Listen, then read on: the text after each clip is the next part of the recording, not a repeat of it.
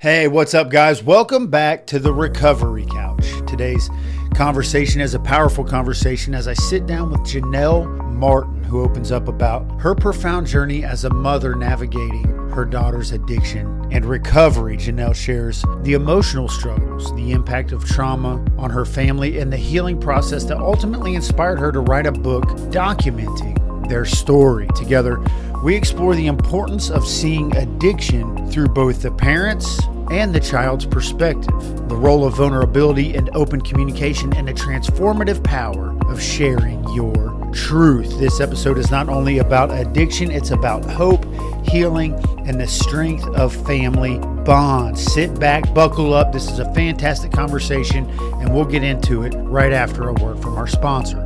This episode of the Recovery Couch is brought to you by Greg Swartz at Remax Victory and Affiliates. Whether you're buying or selling your home, Greg brings heart, hustle, and honesty to every deal. Call Greg at 937-477-8975 today. Guys, welcome back to the Recovery Couch. Today, I'm honored to welcome Janelle Martin. Janelle is a compassionate voice in the field of recovery and mental health.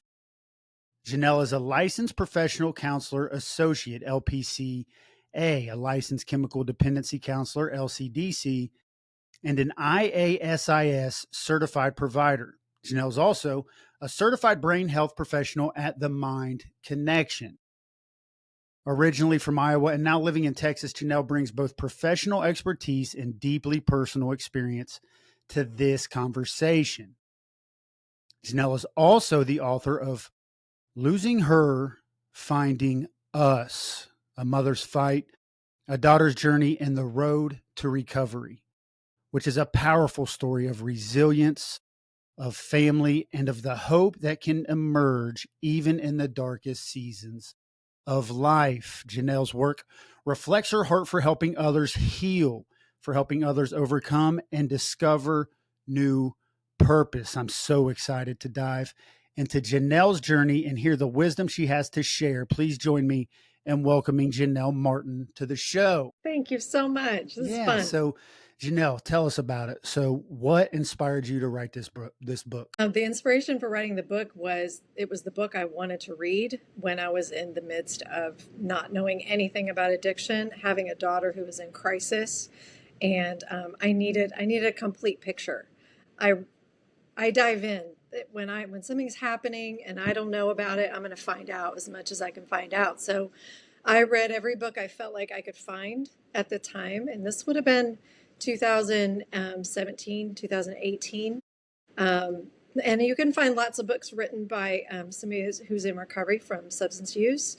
And those are good books. I read a lot of them. And you can find books that are written by the parent or the loved one about their experience with somebody who's been addicted. But I couldn't find the book that I wanted to find, which was both in the same book. I wanted to hear what was going on with the child, and I wanted to hear what was the parent there, what was happening, and I needed a complete picture. And I don't really know why I needed that, but every book I read, I had questions. Okay, what was the parent doing? What was the kid doing? Tell me. And so that was the book that I wanted to read at the time and couldn't find, so I wrote it myself. After it's been, well, she's 6.5 years sober now, so it's taken me a while to finish it, but every chapter has my perspective and her voice in it. I interviewed her for every chapter, so you get to compare and contrast what I was experiencing and was thinking versus what she was experiencing and thinking at the same time. And I think that's what makes this book so powerful, is even for people who don't know anything about addiction or maybe haven't experienced it yet, and thank God if you haven't, because you're one of the lucky ones.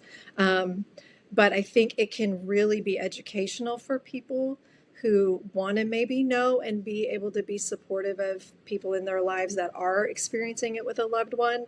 I think it gives you some really amazing insight into how it's different for the family member and the person that's struggling with the substance abuse. So it is very different, but we're living in the same place, in the same time, in the same world, and we're trying to navigate what to do about what's happening. So that was my motivation for writing it. And I hope that it touches people who need it just like I did. I figured I wasn't the only one that wanted to know the full story. So I bared my soul in this book. It is a piece of my heart, and I know that it is a piece of my daughter's heart too. And that's pretty scary, but we did it for those people like us, for the people like me, the parents like me. I still work with parents to this day, in fact. Because it's devastating when your child is in crisis and you don't know what to do about it. Yeah. And so, how was she receptive to the idea of, hey, She came to me. We started this journey about 5 years ago, and she came to me separately. I had the idea to do a book where she wrote half of it and I wrote half of it, and we put it together. And she came to me with the same idea 5 years ago. And that was really cool. So we both were on the same page then. And so I went ahead and started writing, but I got to a point where it was kind of like I didn't know what was going to happen to it. I didn't know how to publish it. I'm not an author by trade, and all of that. So I kind of stopped writing, and I probably got about maybe 5 chapters in. I had completed, and she kind of attempted to write, but she doesn't consider herself a writer at all. So she struggled with, how am I going to get this story on paper? And then life just happened, and she, went to college, and I went back and got my master's degree, and a lot of things have happened in 5 years. But I got an opportunity to work with a publisher to finish this book. And she said, Mom, I'm just too busy. I can't sit down and write. So I said, okay, I'll write it, and then I'm going to interview you. And I will transcribe those interviews word for word, and I will put those in the book. And that's what I did. So I wrote my whole book, my perspective. And then I did a series of interviews with her, read her the chapter that I'd written so that it would correspond time wise. And then she got to tell her part, and I transcribed it and included those in every single chapter. So it is a very compelling story of what do both you of think us. that did to your relationship with your daughter having those conversations? So, this was 5 years ago. She's 1.5 years into sobriety, if my math is correct. She's away at college. Yeah, pretty close. She was here, but she was very busy. And you're sitting there writing about um, her time in addiction from the parents' perspective, and then you interview her. What is that doing as far as the mother daughter relationship? How's that? Is it hurting? Is it helping? You know, we went through so much together, and I can start at the beginning to answer that question, or I can just answer it. Our relationship is great, but it's only great because of the recovery part of the addiction. So we didn't always have a great relationship. In fact, her dad tried to make it impossible for us to have a good relationship. We divorced when she was very young, and she has an older brother that they're 2 years apart, and they were best friends. And the relationship with their dad became abusive when they were young. So she was 3, and he was 5 when we split. And um, things were okay after we divorced for a couple of years, but then I remarried, and that's when he had it in for me. And he used our children to try to make my life miserable. And he succeeded in not making my life miserable so much, but he succeeded in making my children's lives miserable. So my son really bought into some of the things that he was doing and saying about me, and as effectively um, turned him from me. And we've been estranged now for 9 years since my son turned 18. So that's very difficult. But how it affected my daughter was different. She's a girl and he was a boy, so he wanted the approval of his dad. She did too, but she could not reconcile the things that he was saying and the things that he would do with what she actually experienced with mom. And so she was feeling like she was torn in half. And he tried to get custody of her brother when she was in 8th grade. She knew that he didn't want her and that she had nothing to do with it. It was always all about her brother. And that tore her even more. I mean, 8th grade is a very sensitive time.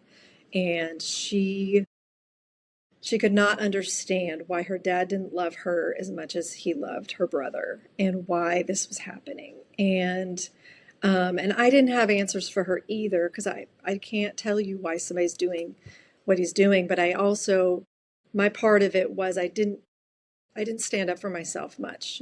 I tried to just not say anything negative, to be the bigger person, to do what I thought was right at the time. And I still think probably that was the right thing to do, but it very much confused her that we always had opposite um, sides of the same story, her dad and I. I would say something and he would say it happened the opposite. And so she never knew who to believe. And then she just started not liking anyone. She just thought everyone lied to her all the time. Nobody loved her, and she was collateral damage in the fight over her brother. And yes, so it's pretty devastating. And even before that, when she was like 5, 6 years old, maybe 4 or 5, I'm not 100% sure, and I don't think she is either. But when she would visit her dad after we had divorced, his neighbor had a son, a teenage son, who would sexually abuse her when she would go visit her dad. So that had happened, and we didn't know. She didn't tell anyone until she was in treatment for drug use years and years later. So there was that on top of everything that was happening with her dad in her home, her brother being, the main subject of a major fight of custody. And anyway, the custody dispute, he lost. The We had to hire an attorney for the kids. It was a terrifying, terrifying experience putting your children's lives in the hands of somebody you've never met before.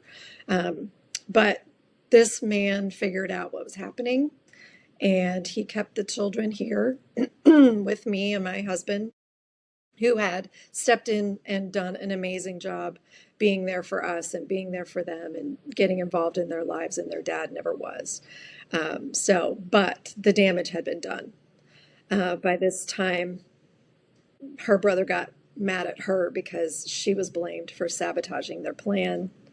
And so now he was against her too. So when I hear that, not only do I hear a myriad of traumatic experiences, I also hear Yes. healing. And as an LCDC, as a professional counselor associate, I'm sure that you hear when you hear somebody talk about wounding, then the fact that they were willing to open up about it shows you that there's been healing. Typically people will bury or isolate those types of traumatic experiences.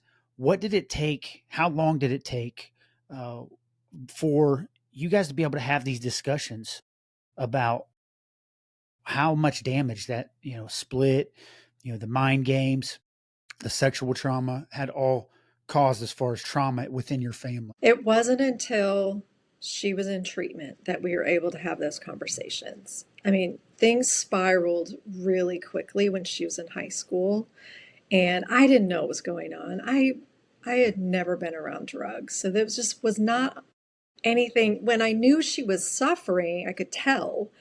I just didn't think drugs. Like that was not a thing for me. So it took me a while to be clued in, and thank goodness for my husband. He's the stepdad, so he's a little less emotionally invested because they're not his children, but they are. And anyway, he saw and he was trying to tell me, thankfully, to clue me in, like, there's really something wrong here. I think she's high. I think she's on drugs. I think, I didn't want to hear it. I didn't want to hear it. And ultimately, I ended up kicking her out of the house in the middle of her senior year and sending her to go live with her dad. Hardest thing I think I've ever done in my life I was already estranged from her brother. He left at 18 and cut me out of his life. And now I'm sending her to go live with the man who did that to my children. And anyway, it didn't last long. It didn't go well at dad's. He had never been a dad to her. He decided he was dad of the year. He's going to save her because I had messed her up so much. Now here was his chance to swoop in and save her. But 3 months later, She was in clear crisis. She was running away. He was fearful she was going to tell the police he'd done something to her that he hadn't done. It was incredibly frightening what was happening. So I got her into treatment. I had to find a treatment center, not knowing anything about treatment centers or Let me really ask you drugs. this, Janelle, before we get too Yeah, deep into that. So, at what point did you find out she was on drugs? that's a great story. I think God gave me what I needed at the time. So I kicked her out the middle of her senior year, which was literally January 1st, 2018. On July 4th, on 2017, I was celebrating the 4th of July, visiting some friends with my husband, had left her home alone for probably the first time ever. She was going to be a senior. And I got a message through Facebook Messenger from a friend of hers that they weren't really friends, but they had known each other since they were babies, basically. And this girl had reached out to me to tell me of her concern for my daughter's drug use, who she was hanging out with. And not only did she tell me what was going on, but she sent me a photo of my daughter using drugs. And had it not been for that photo, I don't know if I would have believed her. I don't know what my reaction would have been, but you cannot deny a What do you photo. do at that point when you see the evidence with your current husband? He wasn't there. It was just came to me. He had gone with the our friends flying. He had his pilot's license, so they were up flying. I was with the girls. We were about to lay out at the pool and just have a really relaxing day. And I get this message, and I look at it, and the bottom literally dropped out of my life. I could not believe what was happening. And I asked you that, And Janelle, because there was a lot of wisdom, and it had to be difficult for him to say, "I think she's on drugs." I'm a stepdad right now, and as a stepdad, that's a hmm difficult hmm conversation to propose to a biological parent, and then all of a yes. sudden, you have your doubts, and I'm sure that that was probably a difficult thing to receive from your husband. That Oh could my God. almost cause some serious rift. I was Yeah, I mad bet you at were. him. Really mad at him. Don't say that about Yeah. my kid. How dare you? Especially when you know the type of trauma that has already been introduced into your daughter's life, and then you want me to go and propose the fact that I think you're on drugs coming from stepdad that's super difficult. Then you get the evidence, Yep. Yep. and you're at the Yep. pool with your friends, he's with his friends, but when you guys reconnect, what did that conversation look like? Was that hard for you to Why? go to him and be like, Oh, yeah. Oh, yeah. It was really hard because I thought he was going to be so angry. And we had an hour drive home from there.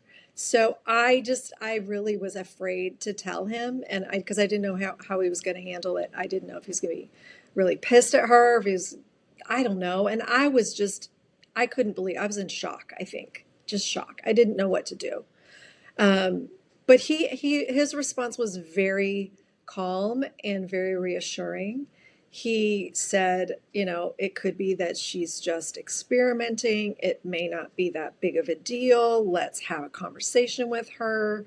We're going to set some boundaries, and we'll talk to her when we get home, which we did. Um, and, looking back at that conversation, she never really said she wouldn't do drugs again. We just assumed that since we were having that conversation and she was busted, that she would, not do it. But she never said she wouldn't. She did say she was very sad. She did say that she would like to talk to someone. She said, she would like a dog. And we did all the things like whatever you want, just don't do drugs anymore. I'll get you a dog. I will get you a counselor. I'll do whatever, basically whatever you want. You just can't do drugs anymore because you can't live here with us if that's what you're doing. That's not going to be okay. So it was more of an emotional, very calm-ish conversation. She got a dog, she went to a counselor. But I didn't know at the time either that there's differences in counseling. I didn't know that all counselors don't know about addiction and have experience in addiction or even really want to deal with the addicted population. So I know that now. I didn't know that then. So the counselor I sent her to was not the appropriate one for her, and she figured that out in like that. She knew this woman didn't know anything about anything, and she went high most of the. I think she went 3 or 4 times. I think at least 2 or 3 of the times she was high the whole time, and the counselor had no idea. So she decided she didn't need counseling anymore, and she kept doing what she was doing. So just hiding it better, but the way that the drugs were affecting her, you could see like just the light going out of her over time. She stopped combing her hair. She wore big baggy drab clothes, and she's a tiny, beautiful little thing. She quit playing beach volleyball that had been her passion for years, and she had just gone to nationals and played in Florida, and just all the traditional signs were there that there was something majorly wrong. I still didn't want to believe it, even though I'd gotten that photo, and I knew that's probably why I did not want to acknowledge that at all. And then I had to, because then I caught her again. This episode of the Recovery Couch is brought to you by JB Davis at Performance Chrysler Jeep Dodge Ram. For integrity, service, and unbeatable deals, ask for JB in Centerville and tell them the Recovery Couch sent you. So yeah, tell us And about that. you What did can't that look deny like? it.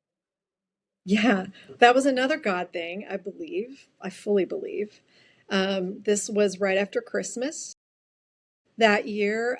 She had begged me to stay overnight with a friend, and I didn't feel good about it. And I had said no several times, and she, manipulated me into letting her, and telling me all kinds of nice things we would do together once she got back, whatever. So, okay, fine. She went to stay with this friend. Unbeknownst to me, the friend told her parents that they were staying at my house, and my daughter said she was staying at her friend's house. I knew what neighborhood her friend lived in. But anyway, so she went, and the next morning when she was supposed to be home, my husband and I were supposed to go out of town to go celebrate our anniversary that we hadn't gotten to do the month prior. So we had already had plans to do that, and I needed her home before we left. And she was late. I texted her. She gave me an excuse. They were eating breakfast, whatever. I'll be home. Okay, I'm fine with that. But I had to go get my oil changed before we left town, which this is so not normal, really. I just had to go get my oil changed. So that was on my list. So I get in the car and I go and I pull up and I to leave my subdivision. And my daughter has at the time, she had a very distinct car. And so I see her car as I pull up to leave my subdivision. I'm turning right. She's going that direction. And that is not the direction that she should have been coming from if she was at her friend's house. So I'm instantly mad. She's lying. I follow her all the way to her friend's house, and I blow up. That's not pretty, but I did. I blow up. I ask the mom, did they stay here? She says no. I thought they were at your house. No. Okay, now I'm really ticked. So I sent her home, and I went and got my oil change, and I came back, and we had a come to Jesus meeting at that time. And she honestly was still high. It was like a wall. She didn't say much of anything. I yelled at her. I'm pretty sure I threw her phone at her. Um, you know, what are you doing? You can't, are you high? If I drug tested you right now, would you pass? She did say no. She was honest there. I said, you have to stop. You have to stop doing drugs. You can't live here if you're using. And she said, I'm not going to stop. I don't want to stop. And I said, okay. So I picked up her phone and I dialed her dad. I think I picked up my phone, dialed her dad, put it on speakerphone, told him what was happening. And she was actually supposed to visit him on January 1st. So it was just a few days later, like literally 3 days later. And I said, when she gets there, she's not coming home. So So this is where we he were said, earlier in the story when she was yeah, there for 3 months, and then which is why I asked when did you find out she was using drugs, because you said she was there at 3 months at Dad's, and then you get her into treatment.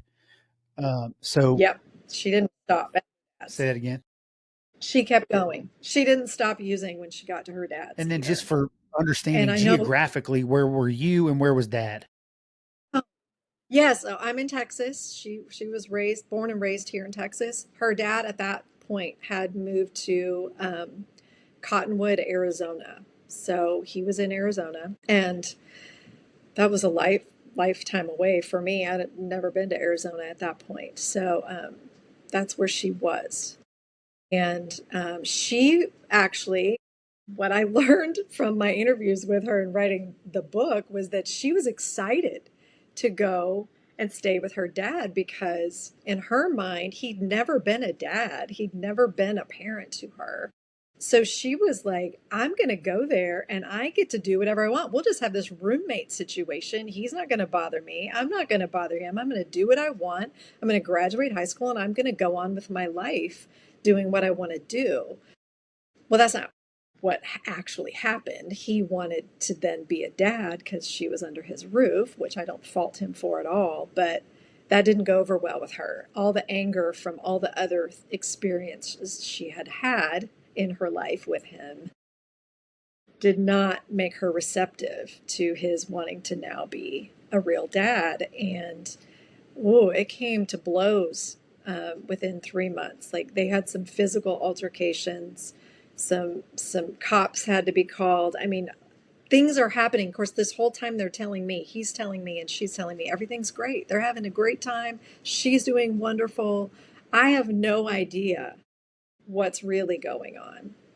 And until the end, until he calls me crying, because she has now, there's been this big blow up. She has unleashed all her hatred toward him and how everything is his fault. How he's, caused problems with her brother. He's suicidal. Like, I mean, she just unleashed on him. And for him to call me crying was pretty shocking for me, for one, because our relationship in dealing with her was fine, but he wanted no relationship with me. So he was kind of forced to talk to me because I would not check on my daughter and be involved in my daughter's life as I had always been. So when he called me crying, it was time to do something because I wasn't going to let her come home. She was actively still using, and she wanted to come home. I said, no, I can't do that. And he said, I can't have her here. She's going to run away, and that's going to be really awful. So I found a treatment center for adolescents because she was still 17 at the time. That was in Phoenix, and that's about a 2.5 hour drive for him. Of course, it's in a whole other state for me. But the program itself is a 2.5 year program. You don't have to stay the whole time, but that is what the program is. And we got her in pretty much immediately within a couple of days of that incident. And she went into inpatient. She stayed for a 6 or 8 weeks in residential treatment there. And then she did intensive outpatient for another 8 weeks. And then she did aftercare for 6 months. And it was after she got out of residential, I made my first visit to go and spend time with her there. And that's when we really got to sit down for the first time and have conversation about her experience growing up, my part of it, what it looked like on my end, why I did or didn't do some of the things I did or didn't do, and how it affected her. And that's when she told me about the sexual abuse as well. So we were sitting in her car in downtown Phoenix, just pouring our hearts to each other. And it was the first time that we started to understand each other. Healing. Healing. Yeah. I'll never forget that conversation. I don't want to take away from this moment, Janelle. I'm so glad you got to revisit that here on this show. Um, how often have you talked with your daughter about that conversation and how much it meant to you? Often, I mean, especially early on, because that would have been 7 years ago now. But it was the beginning of rebuilding our relationship together, and our relationship would be different from then on. It just had to be. And she was basically on her own in Arizona. So she was growing up really quickly there as well and learning a lot and struggling to stay sober, but managed, to get through that and at least for a good long while. I would go back periodically to spend time with her, which was so much fun. And I got to go and see her on her 18th birthday in September that year. And I would take her shopping and try to replace those ugly drab clothes, and we would have more conversation and just really start to relate with each other, less on a parent-child basis and more of a, I guess, more of equals. Me respecting her and her experiences and how those affected her, and her doing the same for me. Um, Me being a parent at that time just didn't fit. She was already 18 by then, and she had her own views of things, and that was okay. I needed to meet her where she was. So I dove into recovery too. I got a sponsor. I did the 12 steps. I wanted to be able to have intelligent conversation with her and understand what she was learning and how that affected her. And in doing the 12 steps on my own, I didn't realize how life changing that would be. Um, for anybody out there who has a loved one, do it. Get a sponsor, do the 12 steps. I think it will open your eyes to so many things. It's a way of life. It's not just for people in recovery, and that was a big step for me. And I know that she appreciated it so much that I dove in like that and tried to do my best to understand her. Janelle, what did you learn about yourself doing step work as a parent of an Oh addict gosh, or just yourself, period? just Yeah. myself. Period. Yeah, I learned so many things. I don't know how to describe it to somebody who hasn't done the steps. So, turning your life over to God. I thought I had done that a lot during the years, and I think that I tried to do that a lot. I think we all try to, but we do take our stuff back. We give it over and we take it back a lot.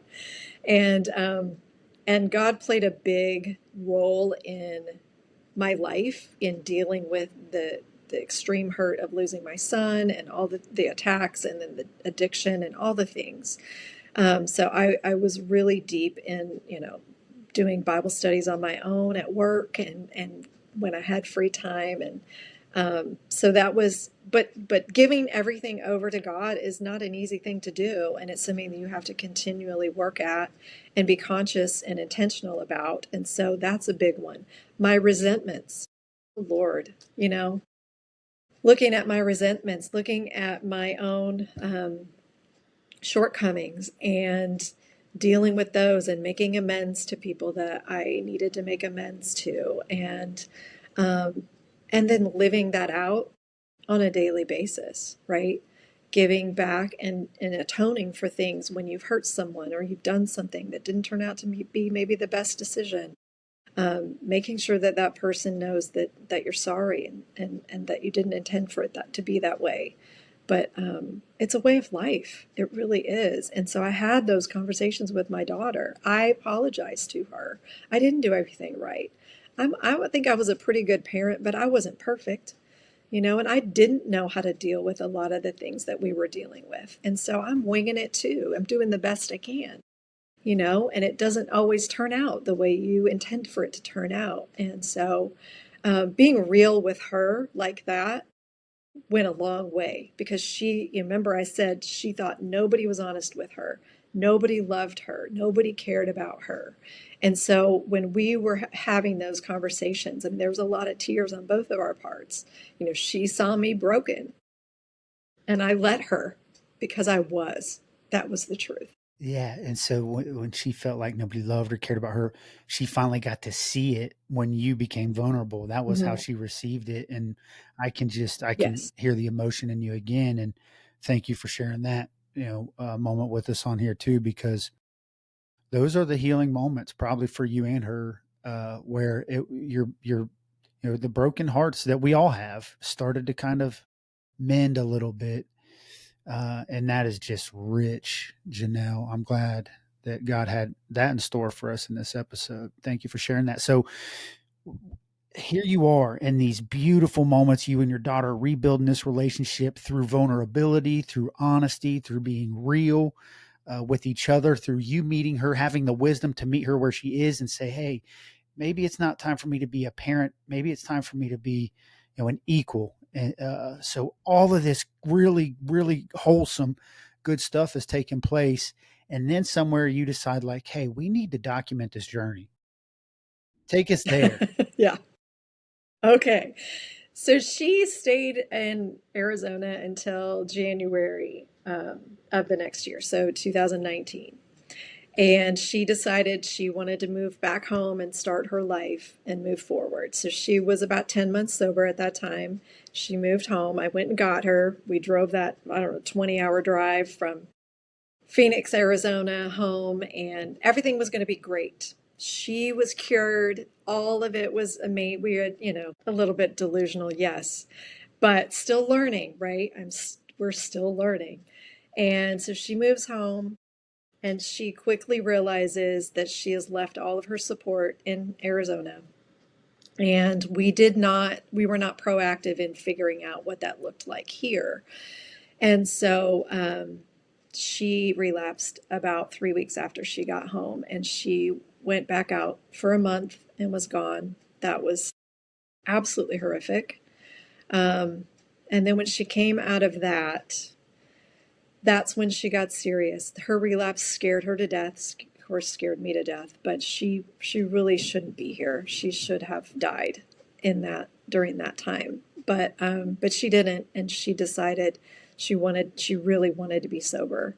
And so we did get busy finding support. And through that experience, we started going to meetings together every week, and that was really fun and interesting. She for a kid, because she was still 18 at the time, she had so much wisdom in her that was really, you could not even imagine it looking at her.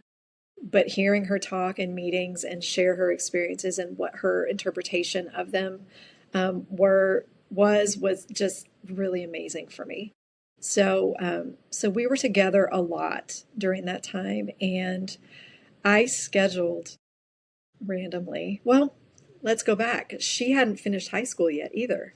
So after her relapse, she went and got her GED, and then I gifted her with a senior pictures photo shoot. She'd never gotten to do any of that. So we took senior pictures, but we added recovery into it. So she had her monkey fist that she had gotten from her treatment center. She had her AA coins, and we incorporated that into her photo session. And she's really gorgeous. If you haven't seen her, she's gorgeous. But so the pictures turned out amazing. And I decided at the time I wanted to show them off, but I wanted to be honest about it. And I hadn't told very many people at all about our experience. Not many people knew where she was, that she had been addicted, that she'd been in treatment. I kept that pretty close because we don't have a lot of safe people to talk to about those things.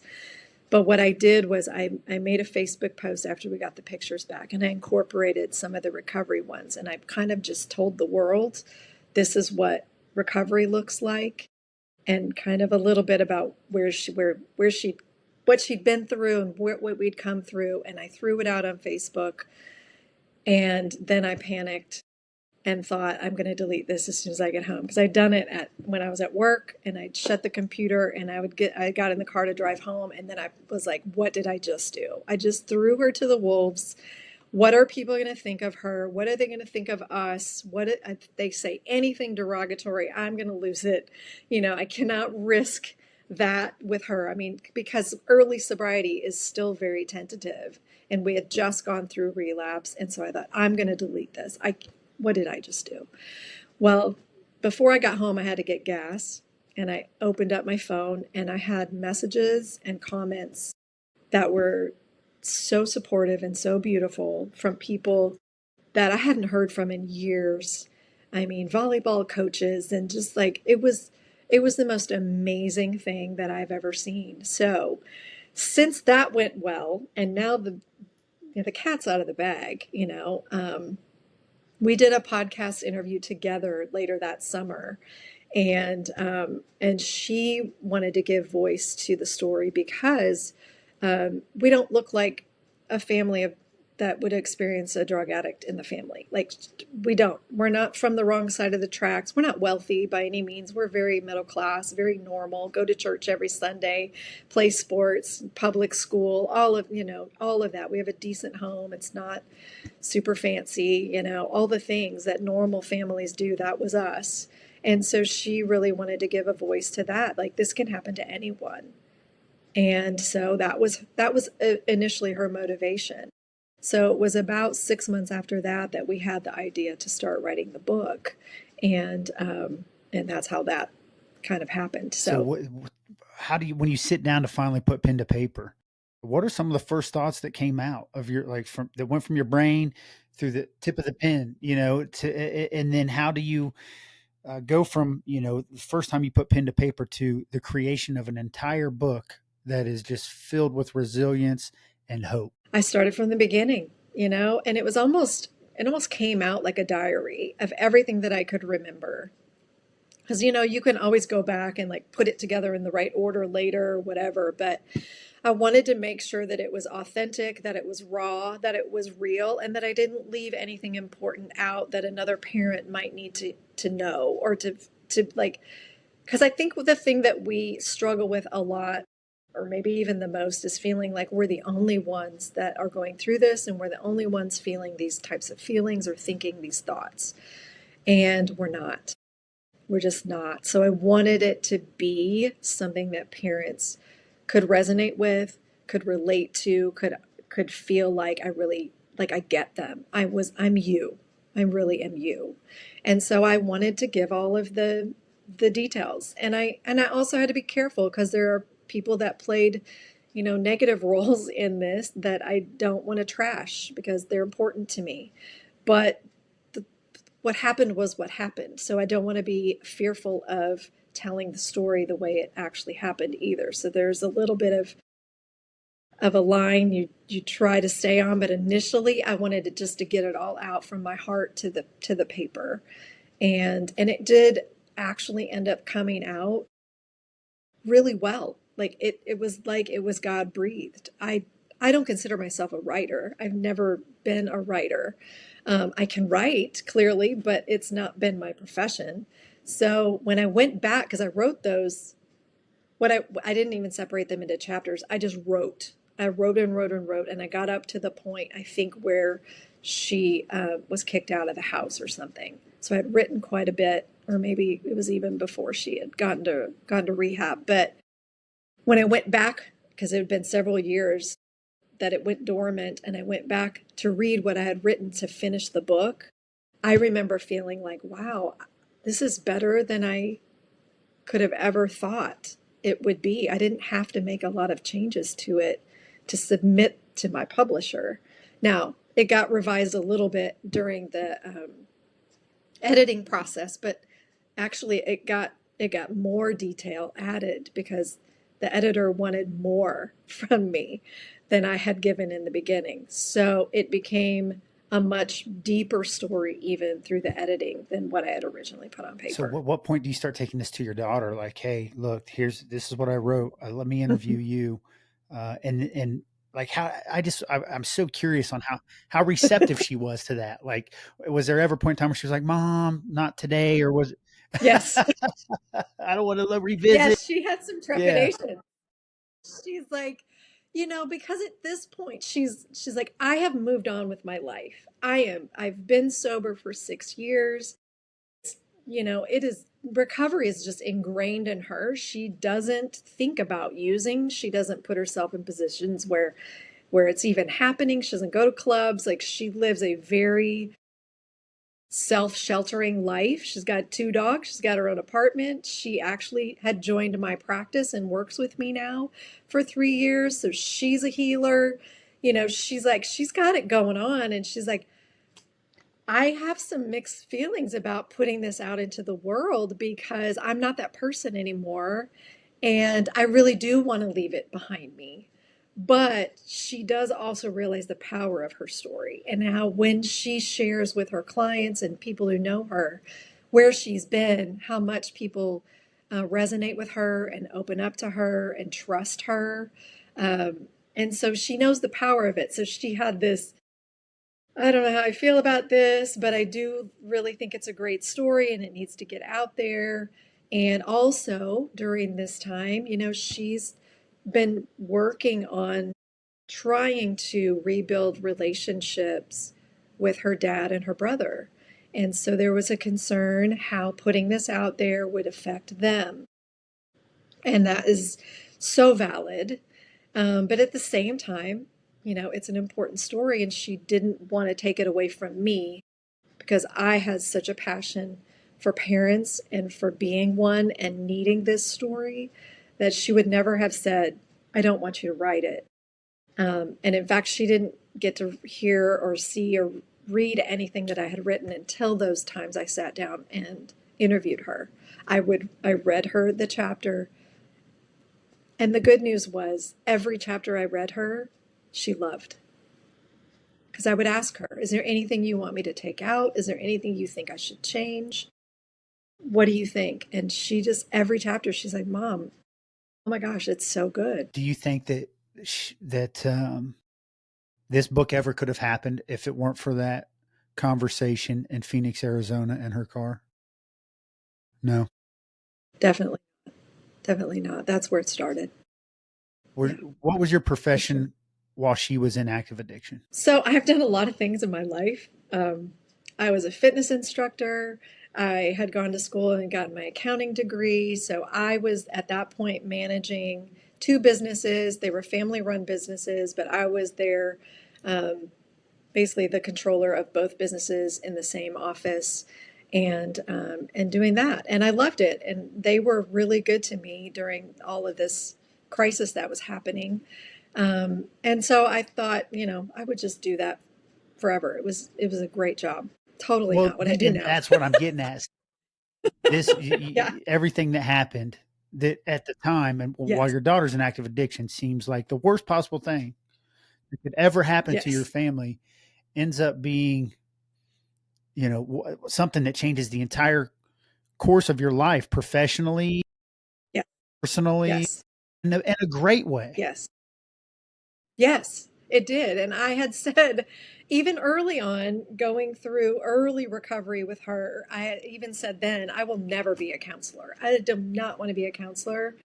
Never doing that. I started with the brain healing, that the ISS microcurrent neurofeedback came my way. That was right up my alley. I didn't know you could heal a brain, but how amazing is it to be able to heal a brain of somebody who has been through addiction, who needs brain healing? So it was like this gateway for me to get into helping people, but not doing the counseling part, not doing the hard, because I figured that like that's hard. That's heavy and hard. And I don't know that I want to do that. Well, the more I did the brain stuff and the more people shared their stories with me, just in doing that, I felt like counseling would be a really good fit to do both together. And I couldn't get any counselors to work with me. Maybe that was a God thing. I don't know. So I thought, I guess I got to do this myself. So I went back and I got my master's degree. It took me 2.5 years. My husband was like, I don't know what you're doing. I don't know what's happening right now. This is my second time going back to school, but I did it. I survived that. That was hard. And I was also running a business. And my daughter had come to me also in that time and said, I want to work with you because she was my first client back when I started doing the brain healing. She was about 6 months sober, and I got to treat her, and it helped her immensely with depression and anxiety and insomnia and neck pain and like all the things, cravings, all of that. And so she kind of went her own way there for a while. I never imagined she would work with me. That was never on the table. Just, I'm doing my own thing and she's doing hers, and that's great. But she came and wanted to join my practice, and so she did. And it's been 3 years. And since then, I've also become a doctor of functional medicine, and I just keep going. And I'm not only a counselor, I became an LCDC first, which is chemical dependency. That seemed natural. Had a lot of experience with that, and that was a little bit easier educationally to get. So I started there, and then I got my master's degree, and um, 6 years ago too, or maybe it's 7. I started Parents of Addicted Loved Ones support group meetings here in the Houston area. I brought those meetings here. I was the first one to bring them to Houston. And when I found out there was no support specifically for parents in Houston, I cried because support groups were life saving for me during my daughter's time in rehab, and actually even for years after she got out of treatment, I still went to the parent meetings because I just needed it and loved it so much. I loved being in the room with people who were so amazing and dealing with such hard stuff just like me. So I brought it here, and I still do those meetings in my waiting room every Wednesday night. And every time I think I don't have time for this, I need to stop doing this, I go to a meeting or have a meeting, and it's so beautiful. I can't. So I just keep doing it. I'm just enamored by this journey. You go from one of the most painful pictures that any mother or parent could ever dream of being sent, their child doing drugs, to having a mental health and, you know, professional counseling office where you now employ the daughter who was the subject of that picture. And up here in Ohio, the common terminology is that turning your pain into your purpose. I'm sure you've probably heard that, and that is just that Yeah, summarizes your testimony and your daughter's testimony as well so well, Janelle. yeah. So tell the listeners a little bit if they go pick up the book. All right, just a reminder, it's called "Losing Her, Finding Us." There it is, right there on the screen. There it It's a mother's fight, a is. Little daughter's blue butterfly. journey, and the road to recovery. Right. So when my Yes. listeners go and pick up your book, what can they expect to read? How detailed do you get about the addiction? Is it a good combination, a healthy combination of active addiction and recovery? Is it more focused on addiction? Is it more focused on recovery?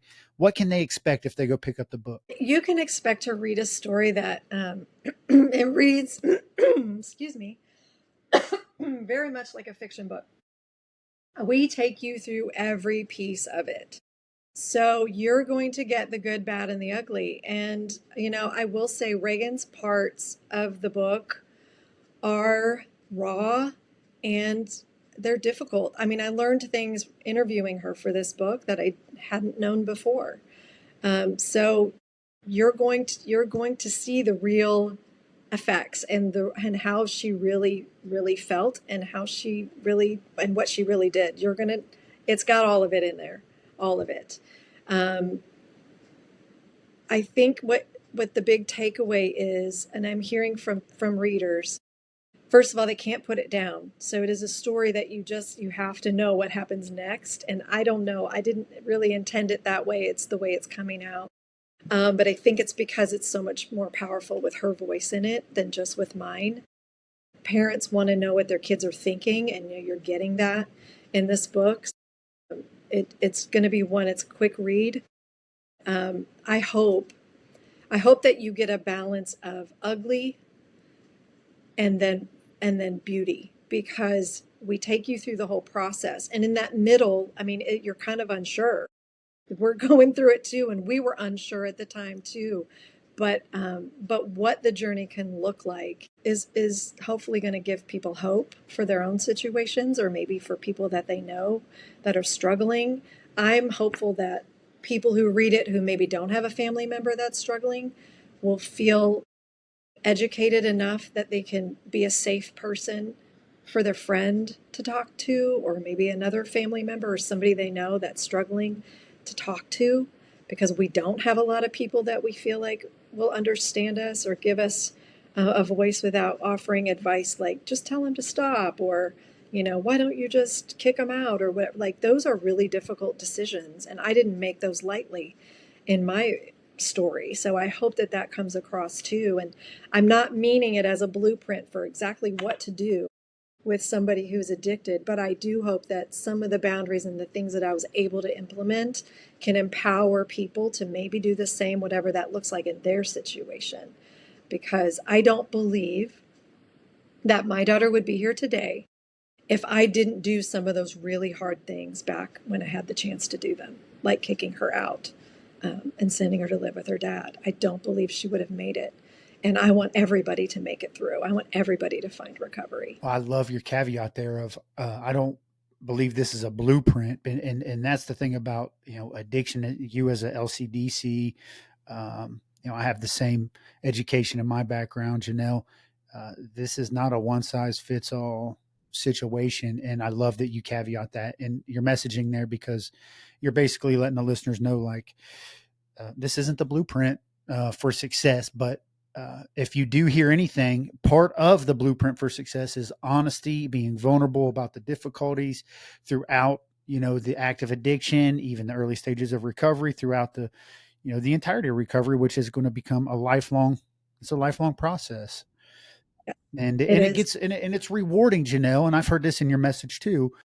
Recovery becomes rewarding when you can help others through it. That's when Yes. recovery. So when sometimes you hear lifelong process like recovery's forever, and you're like, ah, yeah.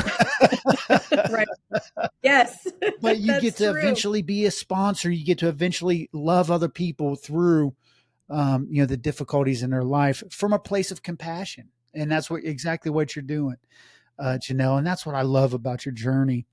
Where can anybody you're in the Houston area? Correct me if I'm wrong.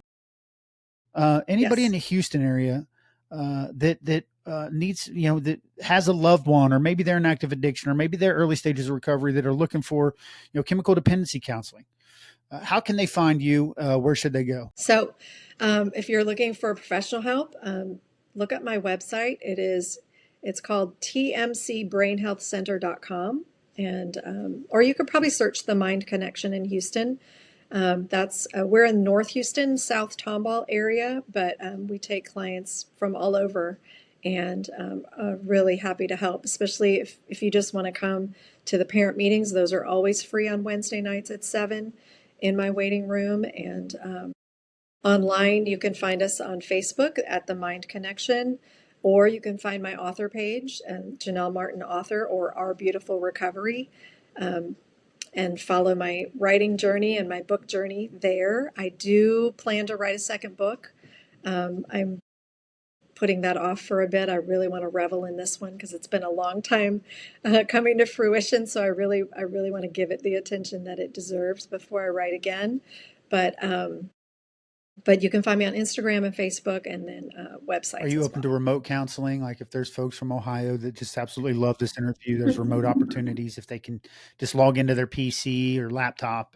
Uh, how would they do that? They could do that. I'm not licensed in Ohio or Gotcha. other states, so there is a licensing issue there. I really do prefer and really want to advocate for you to find a face to face counselor so that you can get the full experience of having somebody in the room with you.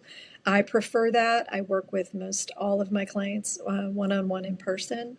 And I like to implement the brain healing too, so that has to be done in person. So our business is mostly in person. But I will talk to Yeah, well, and I anyone. advocate for that too. There's having heartfelt conversations. I feel like they can happen remotely, but they need to happen face to face. Nonverbal communication is. I think there's some statistic out there that says it's like 80 to 90% of all communication, and, Yes, and you need to be able to pick up on those cues. So I totally agree with you yes, there. Janelle, I want to thank you yes. so much. You're such a beautiful soul. I love that you and your daughter were just made the choice to become vulnerable because you're helping people like me and many others understand the power of honesty and some of the hardest parts of our lives to talk about. So it takes courage, takes bravery to be that honest. And I want you to know that I personally commend you both for doing that. Yeah, Thank my you. pleasure. Thank you so much. I hope you'll read Yeah, the book. please go check it out. Also, check out my book, Step Forward Journey Through Addiction. Pre sale copies are available now Yeah. through all Oh, good. retailers. And check us out also on Patreon, the Recovery Couch Inner Circle. If you want some live Q&As, behind the scenes content. And just always remember, until next time, that you always have a seat right here on the Recovery Couch. Janelle, thanks again. Thank you so much. True Story Media believes that your story matters. At True Story Media, we help you share your story through podcasting, consulting, coaching, and more. Whether you're building a brand, launching a podcast, or finding your voice, we'll guide you every step of the way. Learn more at www.recoverycouch.com. Wow, that was Janelle Martin on the Recovery Couch, reminding us that recovery is not a solitary journey, but one that affects and can ultimately heal entire families. From the shock of discovery to the hard conversations in treatment to rebuilding trust through honesty and vulnerability, Janelle's story offers both education and encouragement for parents walking a similar path. Janelle's message is clear. Support systems matter. Trauma has to be acknowledged, and recovery is a lifelong process that can lead to helping other people. I hope today's conversation brought you perspective and hope. I'd like to thank you for listening, and remember, go check out my book, Step Forward Journey Through Addiction. It's a similar story to Janelle Martin's, but it's only through the lens of my eyes when I was in my time in active addiction. Also, join us on the Recovery Couch Inner Circle, where you can get behind-the-scenes content, live Q&As, plus more. And remember, you always have a seat right here on the Recovery Couch.